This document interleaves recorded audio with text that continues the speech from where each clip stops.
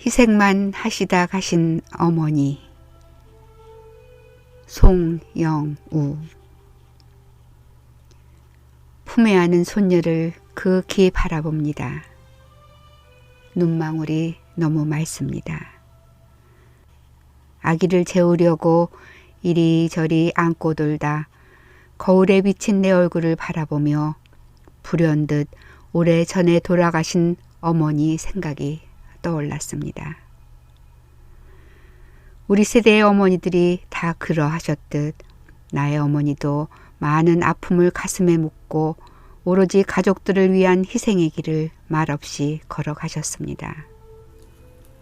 이국 땅에 이민 온 지 40년이 훌쩍 넘어서 나름대로 안정된 삶과 가정을 갖고 넷째 손녀의 재론까지 보자니 살아계셨으면 얼마나 좋아하셨을까 어머니 생각이 납니다. 내가 중학교 입학시험을 앞두고 불안에 떨고 있을 때였습니다. 어머니는 내 손을 잡고 커다란 정자나무가 있는 언덕으로 이끄시더니 그곳에 서서 학교 교정의 많은 아이들을 내려다보시며 내 손을 꼭 쥐시고 조용하지만 단호하게 말씀하셨습니다. 지금까지 너를 키워오며 엄마의 못다한 꿈이 너를 통해 활짝 피는 것 같아 모든 시름을 이기고 살아왔다. 너는 나의 자부하는 사랑하는 아들인데 네가 저 아이들과 경쟁에 두려워할 필요가 있겠니? 어떤 결과가 나오든 엄마는 네가 자랑스러우니 자신감을 갖도록 해라.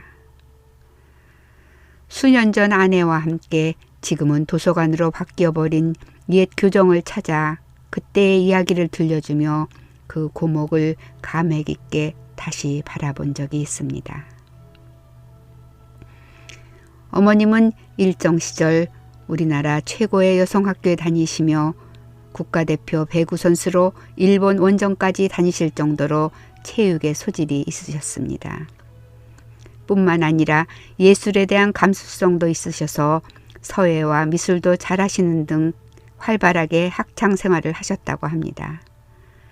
그러나 외조부의 완강한 반대에 부딪혀 바라던 유학을 포기하고 국민학교 선생님을 하시던 중 아버지와 중매로 결혼하셨습니다.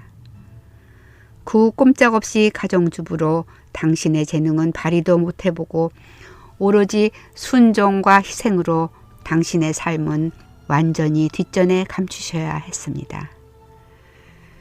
그래서인지 교수와 여의사로 활동하시는 외삼촌과 이모님을 항상 부러워하시며 대신 당신의 자녀들을 유일한 자랑과 위안으로 삼으셨습니다. 이런 어머님을 기쁘게 해드리려 했던 기억이 있습니다. 아마 내가 5살 때였던 것 같습니다. 자식이 없는 이모님 병원으로 자주 놀러 가곤 했는데 이모부님은 제법 말 잘 듣고 심부름 잘했던 나를 귀여워하시며 선물을 주시곤 했습니다. 하루는 진료 대기실에서 놀고 있노라니 1m 정도의 원을 그리시고 30분 정도 볼일 보고 올 테니 원 밖으로 나오지 않으면 용돈을 두둑히 주시겠다며 나가셨습니다.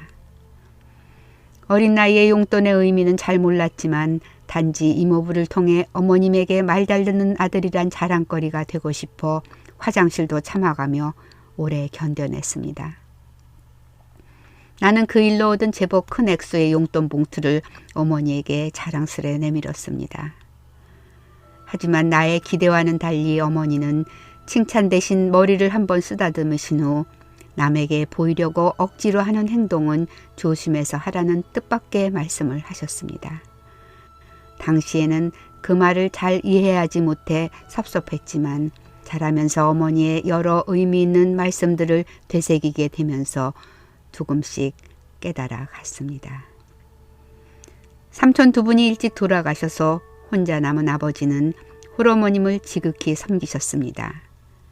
신혼시절 할머니께서 한방에서 주무시곤 했다니 어머니의 시집살이가 어떠했을지 짐작이 가고도 남습니다.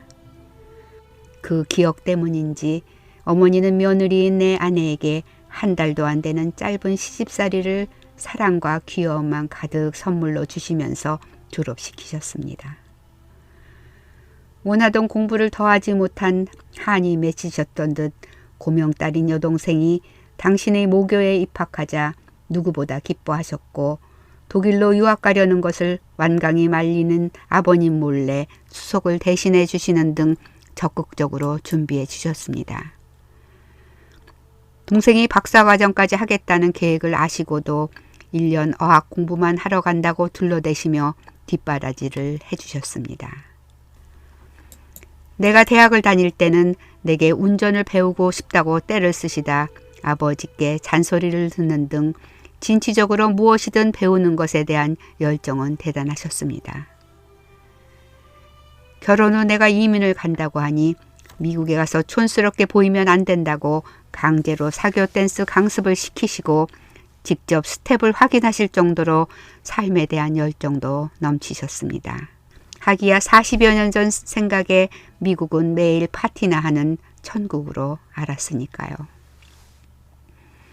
여러 나라에 흩어져 사는 오남매를 만나보시려 미국에 몇 달 머무르시던 중 다니던 교회를 통해 주님을 영접하시고 기쁨에 넘쳐 늦은 나이임에도 성가대로 봉사하시겠다며 나를 당황하게 만드셨습니다. 어머니와 잊을 수 없는 학창시절 일화가 있습니다. 한창 사춘기 때 어쩌다 친구 속임수에 끌려 소위 이단 종교에 빠지게 되었습니다. 무엇에나 열심이던 나는 그곳에서도 아주 열성분자가 되어 심지어 학교까지 빠지고 집까지 뛰쳐나와 한동안 껌파리를 했습니다. 종로 사거리에서 다방을 전전하며 껌을 팔던 중 나를 발견하시고 어머니는 대성통곡을 하셨습니다. 다른 어머니와 달리 야단을 치는 대신 당신이 내게 해준 것이 무엇이 부족해서 이러는지 자책을 하셨습니다. 그때 나는 내 진정한 가족은 오직 하늘 안에서 맺어진 사람들이라며 모질게 돌아섰는데 그날의 어머니 모습이 아직도 눈에 선합니다. 학교 출석일이 부족하다 보니 학교에서는 나를 유급시켜야 하는 기로에 서 있을 때였습니다. 어머님은 매일 교무실에 출석하셔서 결국 학교 측의 감동을 끌어내셨습니다. 그나마 성적이 우수했고 품행에 문제가 없었기에 담임 선생님의 배려로 진급을 할 수 있었습니다. 군대에서 첫 휴가를 나왔을 때였습니다. 맛있게 먹던 밥에 돌이 씹혀서 나도 모르게 에이쌍 하고 욕을 내뱉었습니다. 그때 온 식구가 숟가락을 멈추고 놀래자 그 긴장감을 어머니가 풀어주셨습니다.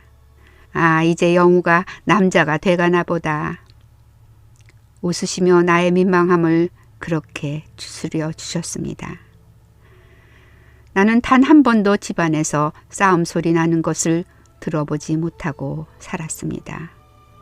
어머님은 그토록 현숙한 여인이셨습니다. 어머니는 바느질을 하시며 가끔 잔잔하게 솔베이지 노래를 부르셨습니다. 그 겨울이 지나 봄이 오고 또 봄이 오고 백발이 성성하더라도 끝끝내 기다리면 만나지리라는 사연이 담긴 애달픈 음률과 가사. 언젠가 혹시 이 노래를 좋아하는 이유라도 있냐고 여쭈니 누구에게나 기억나는 시절이나 사람이 있는 법이라며 조용히 미소를 지으셨던 어머니. 훗날 당신의 추억을 들려주시겠다던 약속을 지키지 않은 채 떠나셨습니다. 과연 어머니는 나와 무슨 말을 나누고 싶으셨을까? 어머니의 슬픈 가락과 가사에 무슨 사연이 있었는지 이제 영원히 알 길은 없습니다. 어머니께서 위독하시다는 소식을 듣자마자 한국행 비행기에 올랐습니다. 공항에 내리자 여동생의 전해오는 말. 오빠 온다고 기다리시다가 방금 운명하셨어.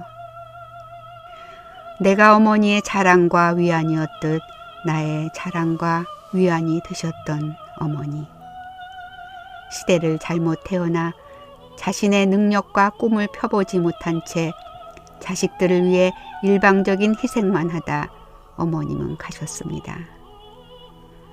품에 안은 손녀를 당겨 안으며 이 아이는 주님 안에서 어떠한 한도 없이 자신이 원하는 삶을 마음껏 누리기를 간절히 빌어봅니다.